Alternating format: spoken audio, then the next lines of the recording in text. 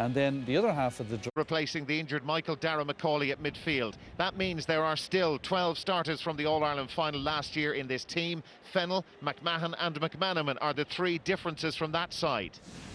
Louth include Darren Clark at corner forward, but a decision on his fitness was left until the warm-up. Clark has knee and hip issues, but will start this game. Desi Finnegan is back in at full-back. Liam Shevlin is on the bench. Eamon Fennell will want a big game for Dublin today. Paul Flynn and now James McCarthy.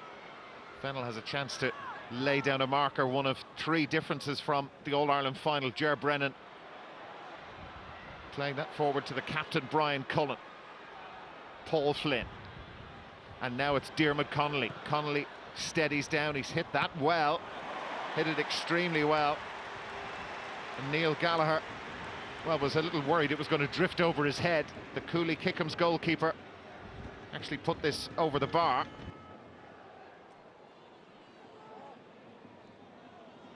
The little clever flick on from Adrian Reid. Jim McEnany keeping it low. They're playing into the breeze now. It's Paddy Keenan. Keenan now into Reid. Goal chance and a fantastic save from Stephen Cluxton. He seemed to go down a fraction early, but knew exactly what he was doing, had the angles correct.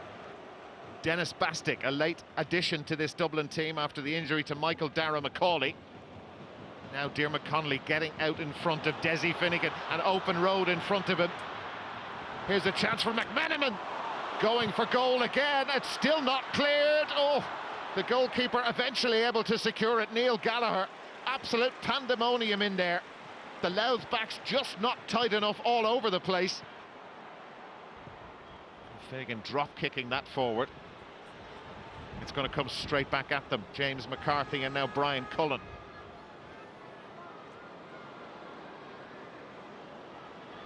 James McCarthy. Bernard Brogan in under it, and Brogan, great pair of hands. Here's Allen, and now back to Bernard again on the left boot. Bernard Brogan slots that over. He secured the initial ball as it went in high to him from McCarthy, but that is effortless from Dublin. Kevin Nolan jumping highest. Here's Bernard Brogan. Tried to pick it on the run, has it at the second attempt. Brogan help as well, and Cullen has put that over. All from Kevin Nolan's clever little flick forward. Mark Brennan, oh, mistake by Brennan. Paul Flynn from way out, that looks superb from Flynn, and that is the point of the match so far. What a wonderful score. Needless from a Louth point of view. They had control of the ball, an unforced error, gifting it to Paul Flynn. 90 seconds to go to the break. They lead by 6 points. Alan Brogan to Bernard Brogan. Finnegan's out of the game. Brogan! Wonderful goal! Desi Finnegan gave him yards again, and all through this match so far, they've had a lot of defending to do, and the backs, particularly the full-backs, have just not been tight enough. Just look how much space he had on Desi Finnegan when the ball was played to him. It's a wonderful finish. Nestles in the far corner, 1-9-3, and Louth are in real trouble as we head to half-time. Paul Flynn, another Louth kick-out goes the way of blue. Here's Paul Flynn, still, they're queuing up. Connolly, really good save. Brogan's in again, and it's in the back of the net eventually. Eventually they got it in, and this match is over now. It is over now. Brogan's 2 goals in the space of about 2 minutes, nothing more than that, have killed off the Louth challenge. 2-11 to 3 points. Louth yet to score from play, and Dublin are tearing them to shreds. It's going to be a very long 35 minutes to come for the men of Louth.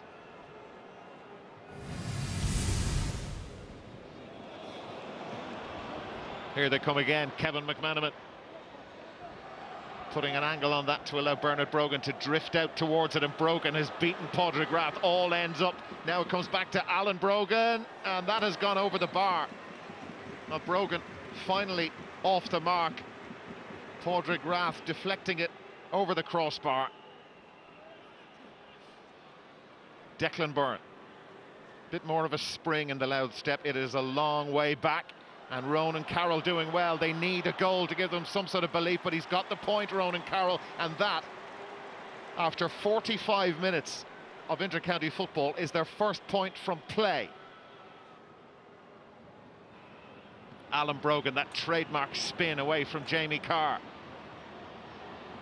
Carr back at him strongly. Brogan has some space, got the shot away, may have been fouled after he kicked the ball, but he's sailed that one over the bar. Kevin Nolan, Kevin McMenamin, now Diarmuid Connolly. These guys were told having ferocious training matches at the moment. McMenamin bearing down on goal. Oh! Well, the one last September was from the other side. That one he buried, this one he's missed. Eamon Fennell, has he done enough to stay in this Dublin team for the next day in the championship? Craig Diaz trying to make an impression. Bernard Brogan, the marking again is awful, and here's McMenamin. McMenamin in again, looking for goal number 3, but had to improvise and take the point. Couldn't get the shot away and fisted it over the bar.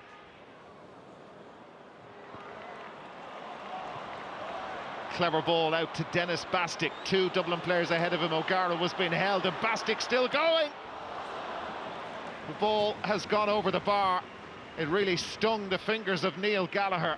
But Bastick allowed to run and run and run. There were players there he could have laid it off to.